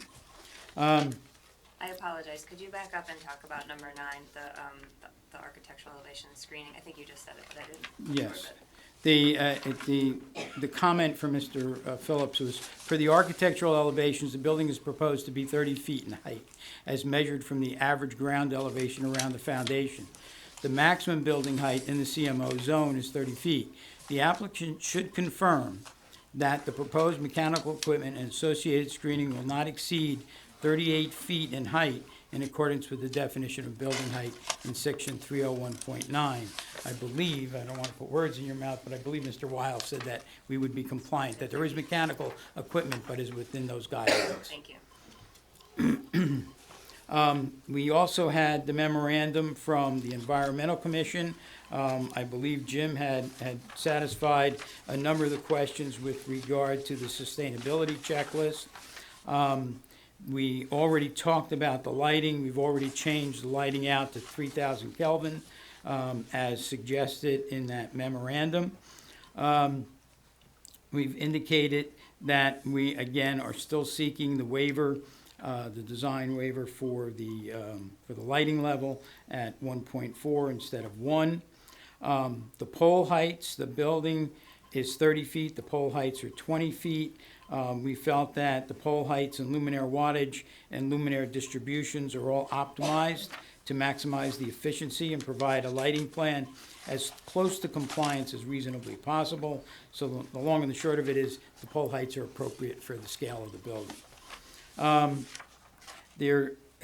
Item number D talked about the lighting levels under the building. That has been added to the plan, as you can see in Exhibit A12. Item number E There was some question about light levels straying off the property. Those lighting levels have been eliminated or reduced significantly by doing house side shields on the poles. We've been able to cut off those light levels that fall off the site. The landscaping plan we talked about, the suggestion was to utilize more native species, which we have done. We've been able to add more shade trees that are native, as well as some shrubbery that is native to the area. And we've also provided the gravel paved surface at the rear of the parking lot as suggested by the Environmental Commission. So, and I believe in summary that, as Jim pointed out, I think this is a really good application. I think it's a really good use of the property. You've had an open parking lot at that property for literally decades. So here's an opportunity to develop it with a rateable that is quality and size and aesthetics. And I think it's a great addition to that neighborhood and that streetscape. And that's all I have. Thank you. I have one question regarding garbage dumpster. The refuse area is contained within the lobby area. There's a room, refuse room. So the garbage truck would come in, they take it out of the room, and then they just circumnavigate around the property and exit. Thank you. You're welcome. Other questions from the board? Yeah, I had asked my question before. Is it possible to basically design a rain garden where Sure. you can put the vegetation? Yeah, up in this front lawn panel, we could do a small rain garden. Take some of the roof water from the lobby area and dump it. The surface area from the parking lot is my bigger concern, so. Yeah, well, there's a small strip of grass back through here, and this is where that 60-inch diameter pipe is. That's why we did the gravel pave in the back area here, because the soils were more permeable there. We don't really have an opportunity to do a full rain garden, but what we might be able to do is to create some type of almost like a swale that runs parallel to the back of the parking lot, and we have some room in here. So as this water just sheets down, it could be intercepted and kind of sit in that trench and percolate in. That would be fabulous. Can you basically design that to capture about an inch of stormwater, which is the average? Yeah, well, you have, like I said, you have a collection system back here. There's an existing catch basin back in that area. So what we could do is we can set it up so that we can calculate the volume of water from an inch of rainfall, let that sit in the trench, and then it would overflow into the catch basin. And that's the way we would design it. Keep it on site, not to overflow into the, well, You catch have to, basin is you fine. have to, or else then you're gonna be overflowing on the neighbors. Because you're taking this sheet water coming down into this area. I mean, there's an existing catch basin that runs, a storm line that runs from East Willow down that common property line between lots 4 and 5. That's the municipal storm source system. And then it goes into a 60-inch line that runs all along the backs of the properties that front on East Willow to the river. Yeah, and then presumably that drains into the west branch, right, of the Rawway. Yeah. So the goal is basically to try to capture as much water as possible. I agree with you, but you also have to design for a fail-safe system, so you get a rain event. Of course. So you want to be able, that's what I was talking about. So are you gonna aim for an inch and a half? An inch and a quarter is the water quality storm. That's what we'll use. We use the water qualities to storm as a design parameter. Good, and that's Okay. good, thank you. You're welcome. I have a question. So you have these two big trees in the front. You are going to take these trees down. I'm sorry. This is the front. Those going are along the street? Yeah. So I see there two trees, but I don't know if those are existing or new. These are new. So what you're going to do with these trees? When we had gone after the site, I recommended that they come down. Are those the ash trees? Yeah. That's what's on page 1 here. The adjacent white ash trees discussed with adjacent owners should be treated or removed. Right. So we were gonna remove and put in new honey locusts. Okay. So you are going to get a permit from the Sure. forestry here. Okay. Question about the parking again. What would the single level floor plan or size of the building be if you were able to meet the parking? Based upon the one car for every 150 square feet, give me a second, I have 43 spaces. Let's see. I want to say the wrong numbers. Okay, so you got 150 times, you have 43 spaces, that would give us 6,450 square feet. 6,000 versus the 7,900. But remember, the 7,900 includes the 1,200 square foot lobby that is really not occupied. This is just the entry space to allow the elevator, entry lobby. You're not gonna have doctors or patients being treated or even waiting in that area. So the upper level, this main level of the building is only 6735. So you're only looking at about a 300 square foot difference between, if you apply, and that's applying your ordinance. If you're applying the Urban Land Institute standards, we can get a much bigger space. Correct me if I'm wrong, I think you said there's gonna be less impervious surface now after you're done. Well, with the there's project. some disagreement between Ed and myself with regard to that, because when we got the subdivision approval, a condition was placed that all the pavement was supposed to be removed. But when you do stormwater management, best management practices say you take the condition of the site for the past 5 years. So from a stormwater perspective, we're reducing the amount of pavement. From a strict zoning perspective, we're staying within the guidelines of the ordinance. And I do want to say something about the stilts. The pictures that you shared in the beginning, those are not screened. The one on Main Street, you Exactly. Right, so I think this is a huge improvement to get the. Exact, that was our You need, point. yeah. That we think that was the intent of the ordinance, to stop those types of Right. buildings. So although we are parking quote-unquote under the building, we're still effectively screening it from the street in our minds. And actually, this will be a lot more attractive than the dermatology building, which is And you see surrounded- all that parking. Exactly, and ShopRite gets a lot more activity than this is gonna get. That's correct. So, yeah, I think, oh, and about the lighting, if I remember, we discussed that, it's 100% commercial, there's no residency That's there correct. at all. And now That's you have correct. still We've, managed to lower the lighting. we've pretty much met the ordinance in every aspect except that one. And I don't think you'd even perceive the difference. Mhm. So that's good, great, thank you. So, how you are going to control the lights? Excuse me? How you are going to control the lights? The outdoor They'll be lights? on timers and On timers. sensors, I would assume. Because what's great about the LEDs is we can make them dimmable too. So we can, in later hours, we can actually dim them down, so we could save even more energy. So until the building is tenanted, is there proposed lighting time? They would, I don't know, I Would really you hadn't have thought them on about it through at the that night, point. You know, when it's vacant? When it's vacant, I doubt if we'd have some security lighting on, but that's the beauty of the LEDs. You could program them in such a way that we could just keep a few lights under the building on, just so the police can see any activity around the building when they cruise by and examine it. Yes, sir. Would you consider sticking in at least one, maybe 2 electric charging stations, just to round out the project on the sustainability end? My client says sure. Yeah, as a matter of fact, there's many communities that are now requiring it, yeah. Yeah. So we put it at least one.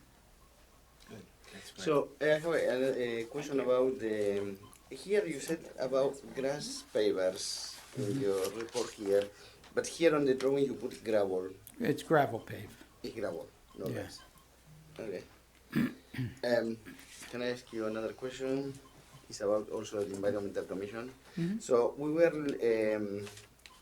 trying to see how buildings are being built here, and we have a few questions about if you have any specification about construction materials, if you are taking consideration about the environment, like waste during the construction, what kind of material you are going to bring, like transportation. I would defer if to they are Mr. coming. Weil, If the you have any architect. specification, or it's too early in the process to know that, It's, or you can consider that in the future when you do the specification. yeah, we can't, we obviously don't know who the contractor's gonna be at this time.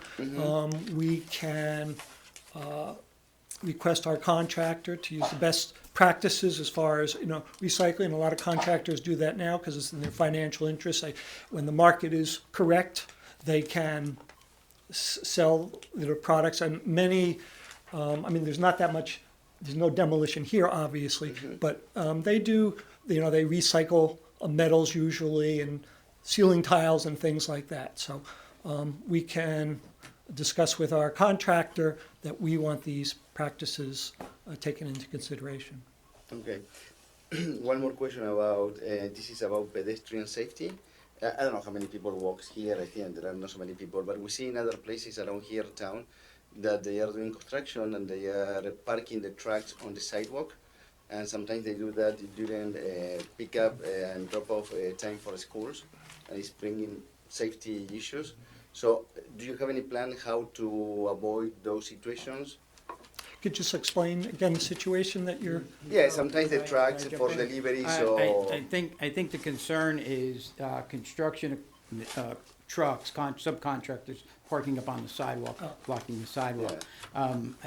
The township has passed an ordinance for residential construction. I don't know, I'm not sure if it applies to commercial, where you have to actually fence off the property and protect it. So there's adequate room on this site for all the subcontractors to park. So it shouldn't be an issue. There shouldn't be a need for them to park on that sidewalk. And there's as you said, there's very little pedestrian traffic there. And those Star Cubs buildings, the owners have the whole property next door. That's true too. So if their subcontractors needed a place to park, they could park next door. Thanks. You're welcome. Any other questions?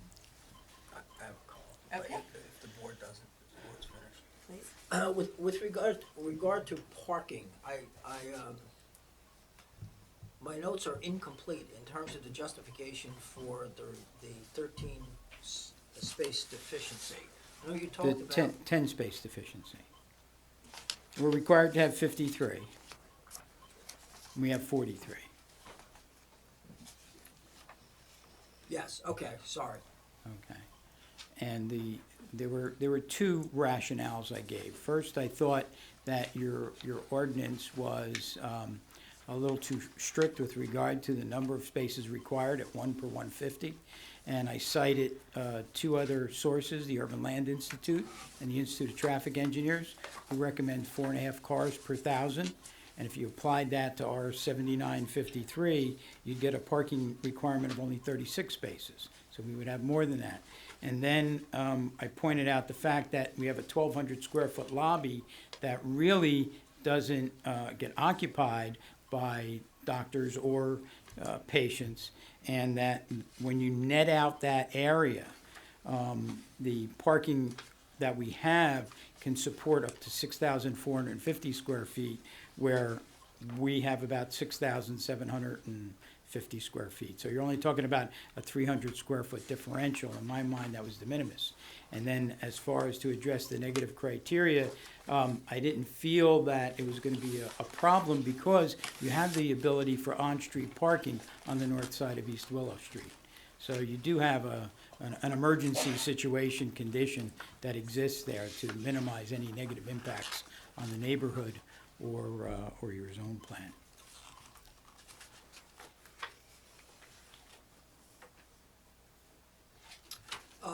The planner had raised an issue regarding emergency vehicle access. I don't recall you providing any testimony on that. The fire trucks and ambulance and police can circumnavigate the property without any problem. There's more than adequate radii at the end of the parking lot for vehicles to come in and swing around and circulate through the site. And are you saying then that the design waiver for that was cited in the planner's report is not required? It is required. The setback for the parking lot, for the driveway, excuse me. The setback for the driveway, is that the one you're referring to? The center line of the driveways, under that section of the ordinance, requires that there be a 30-foot separation to the property lines. We have 15 feet on one side and 16 on the other. So we do need a design waiver for that. And the rationale I gave was that these are one-way driveways. It provides for an improved and a safer traffic circulation than providing one center driveway that teed off left and right. So in my mind, this was a much better design and a much better plan. We also had the narrow nature of the lot. The lot is only 111 and a half feet wide, where 150 feet is required under the